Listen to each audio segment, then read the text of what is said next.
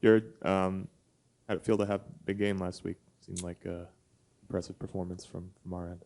It felt great to go out there and get a great team win. We were all over the place that night on defense, so felt like we went out there and handled business early on in the game.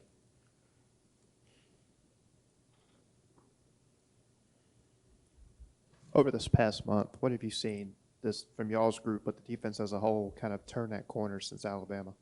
Yeah, just having that spot the ball mentality and just going out there, whatever circumstance it is, and just giving our absolute best whenever we can. I think we've been a lot more consistent in the run game. I think we've rushed really well. I think we've covered tremendously, and we've been getting turnovers and really having the offenses back the past few weeks, and I think that's been great. It's been the evolution of the defensive line. You've gotten in the backfield a lot, sacks-wise, and just pressure, especially in SEC play. What's kind of been the change there? Yeah, I think the guys really took this offseason to heart. Obviously, we didn't end the way we wanted to end last year, and it really left a bad taste in our mouth. We felt like we could have done more, so we really put the work in, and Coach Joyner was really detailed in what he wanted and how he wanted things to go. And, I think we matched his energy with the work.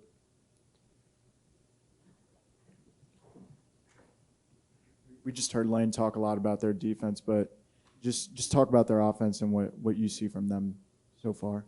They got a good team. They're good on the perimeter. They got a really good running back core. So, it'll be, it's the same as we've been facing all year, past 2 years since I've been here. It's the SEC. Everybody's got players. Everybody's got dudes. So we try to take the mindset of it's more about us and what we do and what we're not, willing to give them. And that's the mindset we're taking into this week of preparation.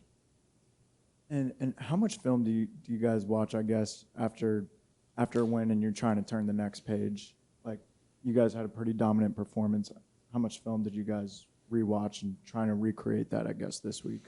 Hours. I mean, we watch film every day of the week, morning, come back in the afternoon, watch practice, prepare for the next day. So, film's obviously a big part of it. And the success of last week has nothing to do with this week. So, we were trying to take the same level of preparation into every week.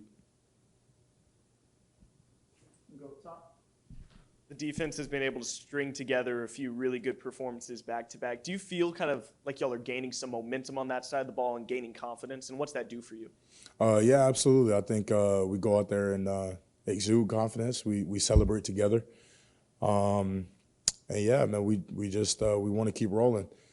I'm not a big believer in momentum. I think you just go out there and play how you practice and do all the things you prepare to do. We watch tape, we visualize, and we put ourselves in these positions to make these plays, and we're not shocked when we go out there and make them. So, really excited to keep things rolling with the guys. I think you're in the exact same spot that y'all were this time last year, record-wise and everything.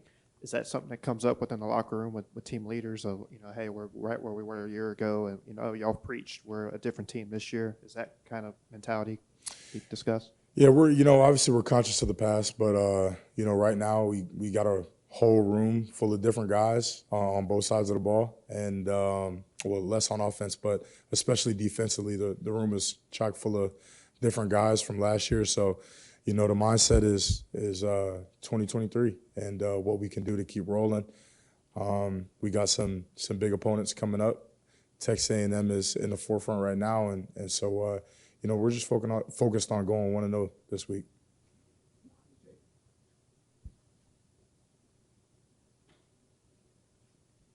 Jared, why don't you believe in momentum?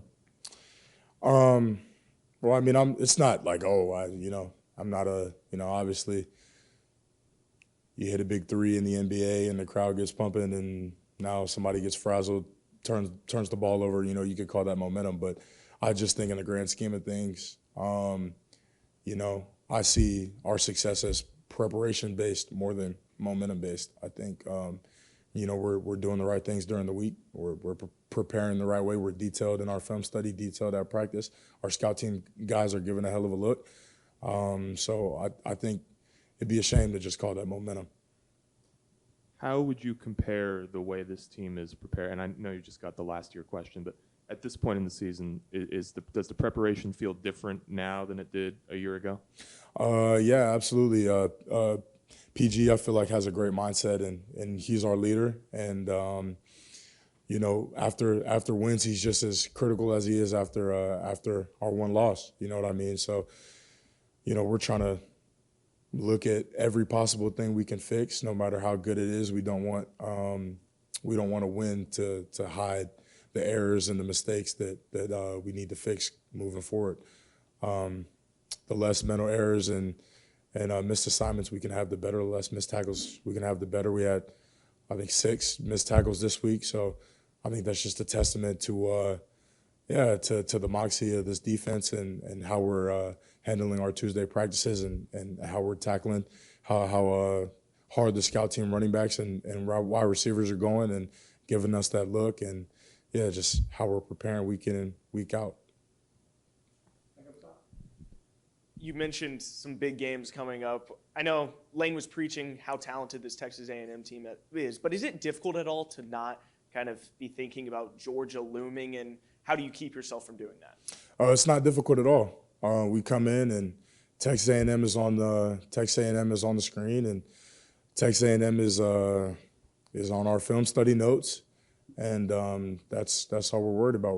We're looking at those guys. We're watching that tape. You know, everybody's going home at night and cutting that on the iPad. So yeah, that's all we're looking forward to right now is this week in A&M. Thank you, guys.